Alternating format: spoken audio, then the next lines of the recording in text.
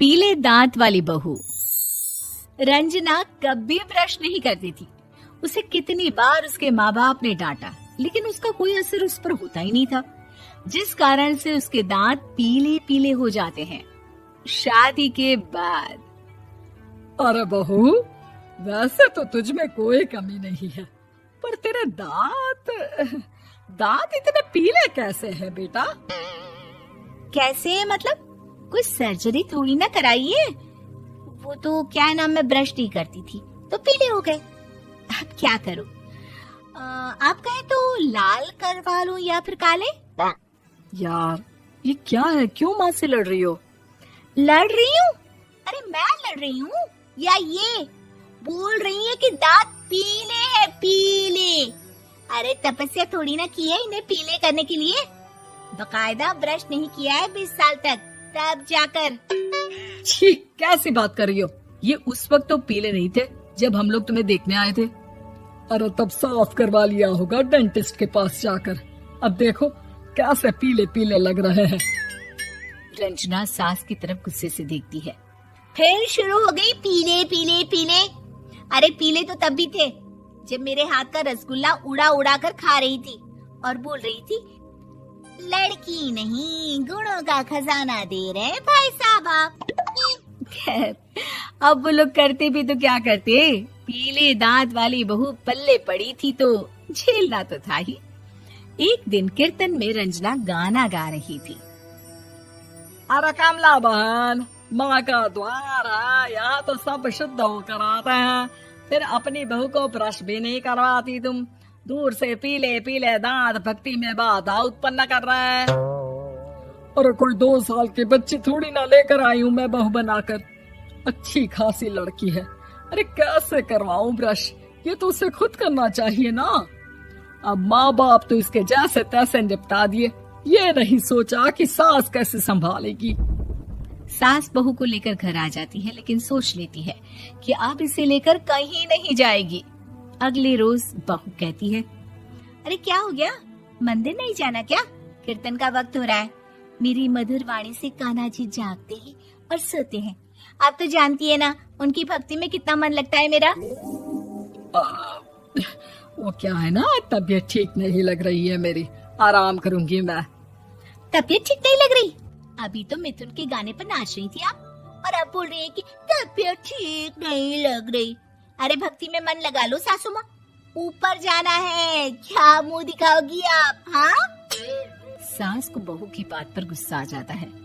मैं क्या मुंह दिखाऊंगी, इसकी चिंता तो ना कर, समझी? अपने मुंह की चिंता कर, जो ये पीले पीले दांत लेकर हर जगह पहुंच जाती है। पता है लोग कितना मजाक बनाते हैं। ना जी ना, मैं नहीं जाना कहीं तेरे साथ। तो ये बात है, कोई ना, मत जाओ, मैं अपने कमरे में ही बैठकर भक्ति कर लूंगी। ऊपर वाला दांत थोड़ी ना देखता है, मन देखता है, भावना देखता है। और अरे बस बस, तू सब कुछ दिखा, बस ये सफेद चमकदार दांत ना दिखाना किसी को, है? जा यहाँ से। बहू को सास की बात का कोई फर्क नहीं पड़ता, वो तो जैसी थी वैसी ही रह जाती है। सुबह नहाकर किचन में खाना बनाना, फिर खाना खाना, कीर्तन भजन करना और सो जाना। एक दिन, माँ जी मैं सहेली के घर जा रही हूँ, शाम को लेट आऊंगी। हाँ हाँ तो जाना, मैंने कौन सा तेरी आरती करनी है घर पर बैठकर। रंजना सहेली के घर जाती है, जहाँ वो पार्टी में जाने की तैयारी कर रही होती है। अरे शिखा, कहाँ जाने की तैयारी कर रही है? मैं गलत वक्त पर आ गई क्या? अरे नहीं यार, उल्टा सही वक्त पर आ गया। मैंने ये साड़ी और ज्वेलरी निकाली है यार, शाम को इनके ऑफिस की एक पार्टी में जाना है। बताना कैसा लग रहा है ये सब? नहीं यार, इस ड्रेस के साथ तो वो वाली ज्वेलरी अच्छी लगेगी। हाँ हाँ सही बोल रही है, मैंने ध्यान ही नहीं दिया। वैसे तो हमेशा से मस्त फैशन सेंस रखती है। तो बड़ा जाती होगी ना पति के साथ पार्टी में। रंजना कुछ नहीं बोलती, बस सोचती है कि यार काश ये बात सही हो जाती, पर मैं क्यों नहीं जाती पार्टी में? क्या इन लोगों की कोई पार्टी होती नहीं होगी? रंजना घर आती है और रात में पति से सवाल करती है, एक बात बताइए, आप मुझे किसी पार्टी में क्यों नहीं ले जाते? क्या आपकी यहाँ ऑफिस में पार्टी नहीं होती?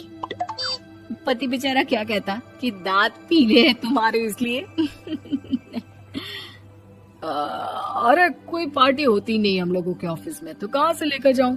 और मार्केट मॉल कहीं वीकेंड घूमना कहीं तो। अरे यार सारे हफ्ते में एक छुट्टी मिलती है, तो सोचता हूँ कि आराम ही कर लूं। क्यों? रंजना मन मार के रह जाती है।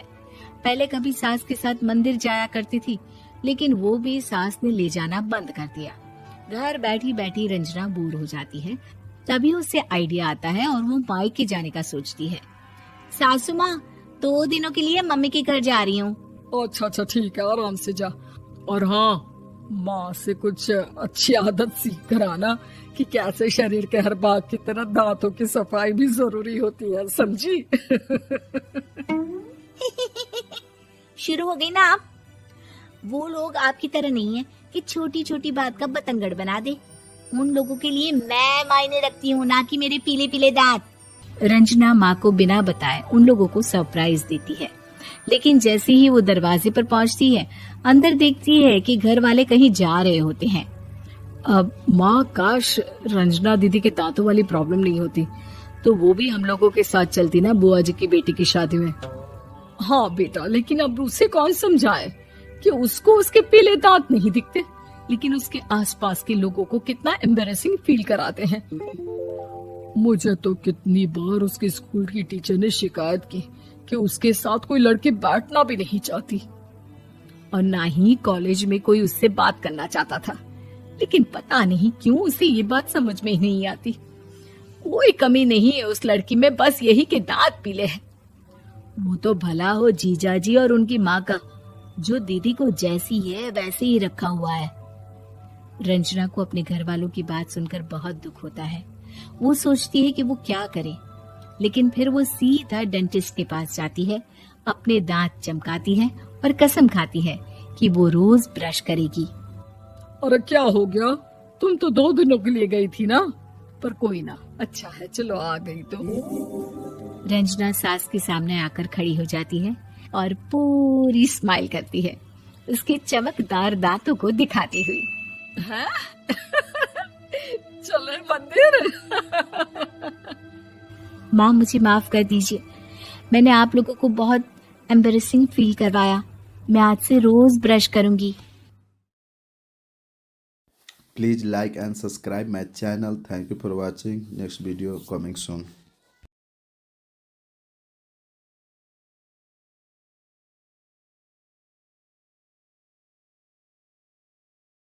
Subscribe my channel. Thank you for watching.